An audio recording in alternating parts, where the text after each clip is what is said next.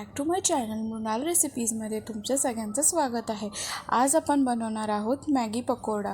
त्यासाठी सगळ्यात आधी इथे मी पाणी बॉईल करून घेणार आहे। इथे मी 1 कप पाणी घेतलेलं आहे। पाणी बॉईल करून घ्यायचं आहे आपल्याला। बॉईल झाल्यानंतर आपण त्याच्यामध्ये मॅगी ॲड करून घ्यायची आहे। मॅगी तुम्ही बारीक केली तरी चालेल किंवा तुम्हाला जशी ठेवायची तशी तुम्ही ठेवू शकता। वाटकीसुद्धा तुम्ही ॲड करू शकता। मी ते थोडेसे कट्स करून त्याला टाकलेली आहे, म्हणजे मला नंतर काढताना इझी पडेल त्यासाठी। तर तुम्हाला जसं टाकायची आहे तशी तुम्ही टाकू शकता। आपण मॅगीला बॉईल करून घ्यायची आहे आणि मॅगी आपण फुल्ली बॉईल करणार नाही आहे, फक्त आपण त्याला 80% बॉईल करून घ्यायची आहे मॅगी।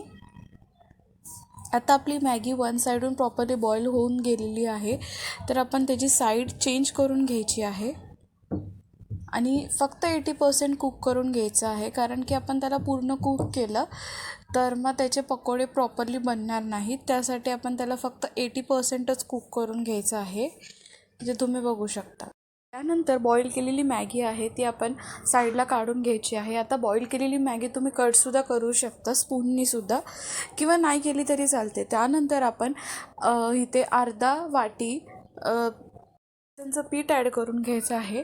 त्यानंतर आपण त्याच्यामध्ये ॲड करून घेणार आहे धना पावडर, मिरची पावडर आणि आपला मॅगी मसाला आणि चवीपुरतं मीठ ॲड करून घ्यायचं आहे। तुम्हाला जसं मीठ ॲड करायचं आहे तसं तुम्ही करू शकता। सगळं ॲड करून झाल्यानंतर आपण सगळं मिक्सचर जे आहे आपलं ते प्रॉपरली मिक्स करून घ्यायचं आहे। प्रॉपरली आपलं सगळं मिक्सचर मिक्स करून झाल्यानंतरच आपण त्याच्यामध्ये पाणी ॲड करून घ्यायचं आहे। आणि जेव्हा आपण त्याच्यामध्ये पाणी ॲड करून घेणार आहे, पाणी थोडं जास्त झालं तरी पण चालेल, काही इश्यू नाही आहे, कारण की आपण जे कोटिंग करणार आहे मॅगीला आपण तेव्हा ड्राय मॅगी यूज करणार आहे। जरी ते थोडंसं लिक्विड टाईपमध्ये झालं तरी चालेल, कारण की मग ते स्टिक होताना प्रॉब्लेम होणार नाही आपली जी ड्राय मॅगी आहे ती। तर इथे आपण बेसनचं पीठ आहे ते मिक्स करून घ्यायचं आहे पाणी ॲड करून झाल्यानंतर। आणि मग ॲड करून झाल्यानंतर आपण त्याचे असे छोटे छोटेसे बॉल बनवून घ्यायचे आहेत। आणि बॉल बनवून झाल्यानंतर इथे आपले मॅगीचे बॉल आहेत ते बनवून रेडी झालेले आहेत। त्यानंतर इथे आपली ड्राय मॅगी आहे त्याला आपण कोट करून घ्यायचं आहे। असे राहिलेले सगळे मॅगीचे बॉल्स आपण कोट करून घेणार आहे ड्राय मॅगीमध्ये। आणि इथे आपले बाकीचे सगळेसुद्धा मॅगी बॉल्स रेडी झालेले आहेत। सगळ्यात आधी मी इथे पॅनमध्ये गरम करायला ठेवलं होतं तेल गरम झाल्यानंतर आता एक एक करून मी त्याच्यामध्ये सगळे जे आपले पकोडे आहेत ते फ्राय करून घेणार आहे। लास्ट रेसिपी मी माझ्या चॅनलवरती मंचाव मॅगीची ॲड केली होती, तुम्ही नसेल बघितली तर जाऊन तुम्ही बघा, मी लिंक खाली डिस्क्रिप्शन बॉक्समध्ये ॲड करेन।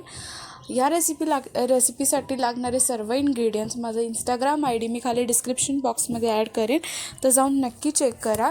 आणि तुम्हाला नेक्स्ट रेसिपी या चॅनलवरती कोणती बघायला आवडेल हे तुम्ही सजेस्ट करू शकता। तर इथे आता मी सगळे आपले जे पकोडे आहेत ते टाकून घेतलेले आहे तेलामध्ये। त्यानंतर आपण त्याची साईड चेंज करून घ्यायची आहे आणि ह्याला आपण एकदम मीडियम फ्लेमवरती फ्राय करून घ्यायचं आहे, जोपर्यंत ते आतूनसुद्धा क्रंची होत नाही तोपर्यंत। आतून थोडं ते सॉफ्टच राहतात, पण थोडं आपण त्याला जास्त वेळ फ्राय करायचं आहे।